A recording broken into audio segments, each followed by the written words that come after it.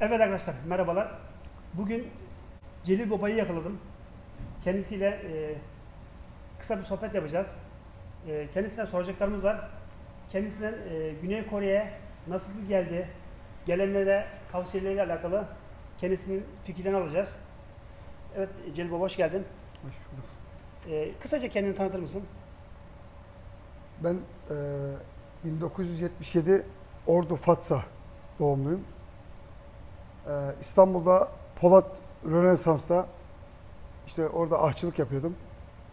Hayatım buradan Güney Kore derken işte kendimiz 17 senedir buradayız. Kaç yılında geldin ilk Kore'ye? 2004 veya 2005 olması lazım. Tam hatırlamıyorum ama 2005 de olabilir, 2004'tü. Kore'ye Celil Baba, aslında senin lakabın Celil Baba diyorlar mesela. Fatsalı Celil. Fatsalı Celil Baba. Kore'ye gelme fikrin nasıl oluştu? Güney Kore'ye önce benim biraderim gelmişti. Sonra bir restoranda işe başladı. Ben de İstanbul'un en büyük otelinde çalışıyordum. Aşçıydım o zaman. İşte sonra dedi ki abi dedi buradan dedi bir tane usta istiyorlar falan filan dedi. İşte ben de biraz düşündüm. Cesaret edemedim uzak olduğu için ama kardeşim orada olduğu için sonradan karar verdim. Biraz da tabii kredi kartları borcumuz falan filan vardı. Evet. Onlar tabii Türkiye şartlarında o zaman ödeyemiyorduk. Yani biraz sıkıntıdaydık. Dedim ki maceradır. Ya Bismillah ya Allah dedim, çıktım yola. Şefsin yani. Tabii aşçıyım ben. Daha sonra mı aldın Kore'ye? Yani yaklaşık bir 3 yıl falan kendim çalıştım. Aile yoktu. Tabii çocukların okulları falan filan vardı işte. Ondan sonra 3 yıl sonra kendim orayı bıraktım. Bir restoran açtım. Sonra çoluğumu çocuğumu aldım. Hatta benim kızım Kore doğumludur. Güney Kore Pusan yazar kimliğinde. Yani işte ondan sonra aileyi de buraya alınca normalde zaten Kore hayatına başlamış olduk yani. Peki Kore'nin en çok hangi bölgelerinde bulundun Celil Baba? Yani Kore'de gitmediğim yer kalmadı. Pusan, Daegu, Daejeon, Jeonju her yerini gezdim. Ya önceden mesela arabaya binip de festivallere falan gittiğimiz Türk şovlar, dondurmalar, Evet. dönerler. Yani Kore'yi karış karış gezdim derim yani. Arabalarla çok gezdim. Döner olayı fazla yoktu. İnsanlar böyle merak ediyor mesela. Böyle işte televizyon programına falan çıktınız mı hiç böyle? Yani televizyon şöyle, gittiğimiz her canlı mesela böyle heyecanlı festivallerde mesela biz kebap diye bağırdığımız zaman arkamıza 7-8 tane kameralar hemen uçuşurdu yani. O zaman tabii kimse kebabın ne olduğunu bilmiyordu. Yani. Ama yaklaşık bir 2 yıl kadar yemek programı yaptım.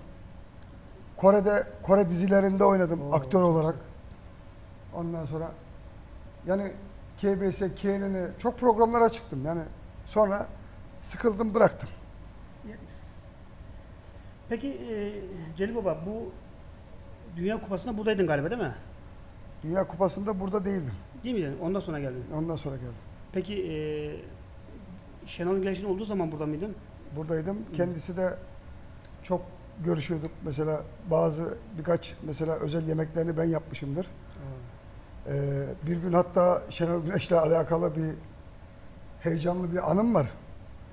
Chamwon'da, Pusan az dış tarafında Chamwon diye bir şehir var. Chamwon'la FC Seoul, yani bu Şenol Güneş'in çalıştırdığı takımın Evet. maçı vardı. Sevgili patronum, dedim ki maça gideceğim. Dedi gidemezsin. Gideceksin gidemezsin falan filan. Tezgahı bırakıp maça kaçmıştım o anlar mesela. O zaman da bizim patronumuz Şenol Güneş'in menajerliğini yapıyordu. Şimdi bana oraya gitmeme izin vermeyen patron beni sahada dev ekranda bir görünce tabii biz ölmeye geldik. Şenol Hoca'yı yani görmeye geldik falan gibi. Hani böyle bir tezahürat yapınca bir anda şöyle bir döndü. Harbiden dedi, buymuş gelmiş dedi. Tam 3 gün ceza aldım yani. Şenol Güneş'in maçına kaçma yüzünden. Vay be, ben böyle anlamadım. Başka böyle bir macera oldu mu Kore'de, böyle başından geçen böyle olay ilginç? Yani şimdi az önce sordunuz işte Celil Baba. Evet. Neden? Evet, bu lakap nereden gelme? Celil Baba, şimdi babaya kimler baba der? İyi olursan, herkese yardımcı Aynen. olursan, Evet, bravo. yani bir insanın bir düşkünlüğü, bir yani problemi olursa onunla canla başla yardım edersen baba lakabını alırsın. Evet. Baba lakabı oradan gelir. Biz mesela Kore'ye geldiğimizde bize çok arkadaşlarımız yardım etmedi. Tuşları basmayan telefonları bize paralarla sattı. Gaz nerede? Tencere nerede? Korece nerede? Evet, Hiçbir şey yok evet, bize. Dil yok, ırı yok. Şimdi tabii zaman geçtikçe biz eskiden hani böyle şeylerden hep derbeder, dertli olduğumuz için tabii arkadaşlar şimdi geliyor, biz arkadaşlara daha çok böyle hani onlara yardım ettiğimiz için işte her olaylarında canla başla koştuğumuz için baba lakabı oradan geliyor. Ama artık patenlendi yani bu. Çok güzel. Peki Celil Usta, şöyle diyeyim ben sana. Siz daha önceden bayağı bir kiloluydunuz. Evet. Şu an zayıfladınız. Bunun bir hikayesi var mı? Bir gün Kore'ye geldiğimde Ya daha önce Çok. kaç kiloydun o? ben Kore'ye geldiğimde tam 85 kiloydum. 85 kilo. Yani normal bir Evet. şeydeydim. Vücut ebatlarındaydım ama tabii zamanla yemek işi yaptığımız için bir de tabii gurbette stres çok çektiğimiz için bir de aşçılar her şeyin en iyisini yer. Aynen. Ona bakayım, şuna bakayım, buna bakayım. Zamanla tabii artık kütle genişlemeye başladı. En sonunda bir gün pes ettim. Yani artık beni zorlamaya başladı. Tam 168 kiloya çıktım. 168 kilo. Evet. 168 kiloya çıktım. Giydiğim olmuyordu. Kızlar ters ters bakıyordu. İnsanlar tuhaf bakıyordu. Yani böyle itici bakıyordu. İşte canım sıkılıyordu. Moralim bozuluyordu. Kalbim kırılıyordu. Bir gün işte düşündüm, taşındım. Dedim ki artık ne olursa olsun ameliyat olacağım. Yani aslında 2-3 sefer daha buna düşündüm, cesaret etmeye çalıştım. İşte arkadaşlar yok işte şöyle oluyor, yok böyle oluyor, işte kalp, işte mide ameliyatı, işte şöyle sıkıntılı oluyor, böyle sıkıntılı oluyor. Hep bizi korkuttular tabii zamanda. Bir gün işte kendime cesaretlenince gittim ofise. Dedim ki patrona ben dedim gidiyorum. Nereye gidiyorsun? İşte ameliyat olmaya gidiyorum. Şimdi gidemezsin, 3 ay sonra gidersin dedi. Tabii bizde biraz zıt olduğum için ben kendim biraz karakterim Evet. öyledir. Giderdin, gidemezdin. O cesaret, o sinirle çıktım yola. Ameliyatı oldum. Geldim konuya. Şu an 70 kiloyum. Yani sağlığım çok iyi. Ama tabii ameliyat güzel yani. Benim hayatımı tekrar geri, o bütün eski neşem, hevesim geri geldi yani. Tavsiye eder misin mesela Tabii. ameliyatı? Mide ameliyatı yani kilolu insanlara kesinlikle %500 şiddetle tavsiye ediyorum. Mide küçültme ameliyatı olsunlar. Yani kelepçe değil.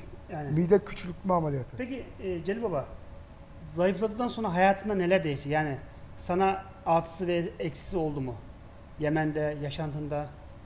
Yani şimdi giydiğimden, yediğimden, her şeyden bir zevk var. Tekrar hayata geri bağlanıyorsun. Yani tekrar insan olduğunu anlıyorsun. Evet. O sana kem gözle bakan, Evet. o mesela dışarıdaki insanlar, bayanlar şimdi sana kıbleyle bakıyor. Heyecanla bakıyor. Evet. Seninle hiç muhatap olmayan insanlar, aa bir yemek yiyelim. Aa işte o sen misin? Aa gerçekten böyle mi değiştin? İnanmayan insan çok var tabii yani. Değişmez olur mu? Tabii %500 insanın hayatı değişiyor. Dönüş planları var mı? Artık uzun zamandır burada kaldın. Yani Türkiye'ye dönme gibi planların var mı? Dönüş planları derken şimdi artık 16-17 sene oldu. 16-17 sene olunca tabii yaklaşık şimdi bir 2-3 yıl artık kendime bir zaman verdim. Tabii büyük konuşmamak lazım. Tabii. Yani kısmet bu işler. Ama tabii Kore'de yaşlandık. Kore'de ölecek halimiz yok. Bizim Yani de bir tabii. vatanımız var. Vatan hasreti var. Gurbette artık yani bayrak ve vatan hasreti, özlemi artık bizi son seviyeye getirdi. Peki Celil Baba, gelmek isteyenlere Kore'yi tavsiye eder misin? Tabii şimdi Kore Çünkü bizi Türkiye'den Kore'ye gelmek isteyenler de bizi şu an izliyorsa işte bunlara yani ne gibi tavsiyen olur? Kore'de çok yalancılık yok. Çok böyle hani bizim Türkiye'de mesela bir şey güvenemezsin falan filan. Burada öyle bir dert yok. Kore güvenli bir ülke. İnsanları iyi, huzurlu.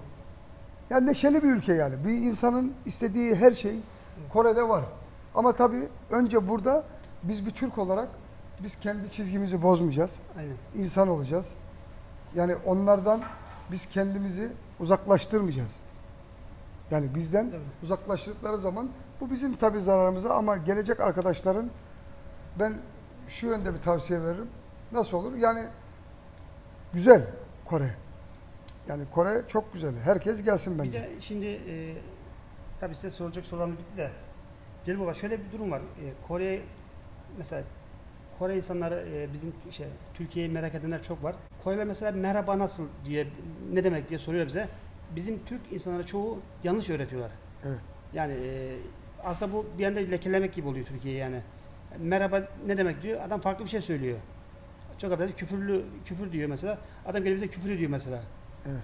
Ya Bunlar tabii- çok yani bunları yapmasalar daha iyi olur yani. evet ama işte dediğim gibi tabii her yerin, her ülkenin bozuk insanı vardır. Aynen. Bunları genellememek lazım.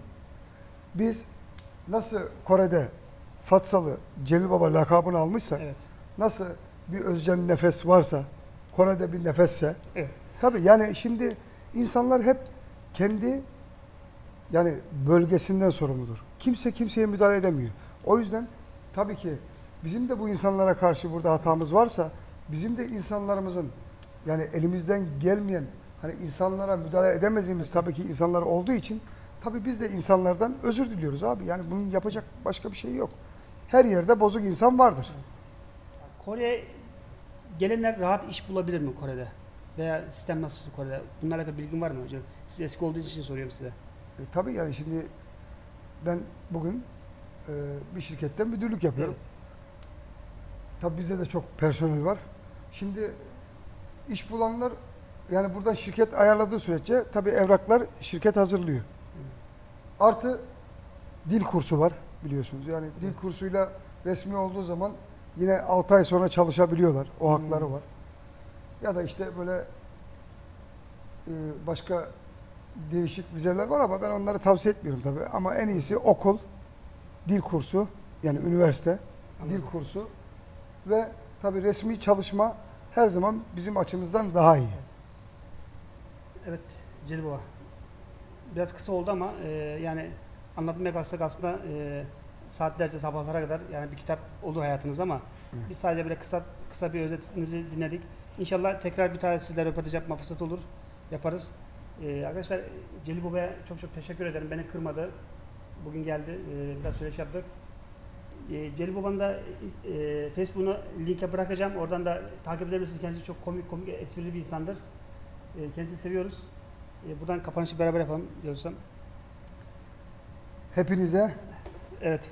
Güney Kore'den, Fatsalı Celil Baba'dan ve bir uzaklardan nefesle beraber hepinizi çok seviyoruz. Görüşürüz.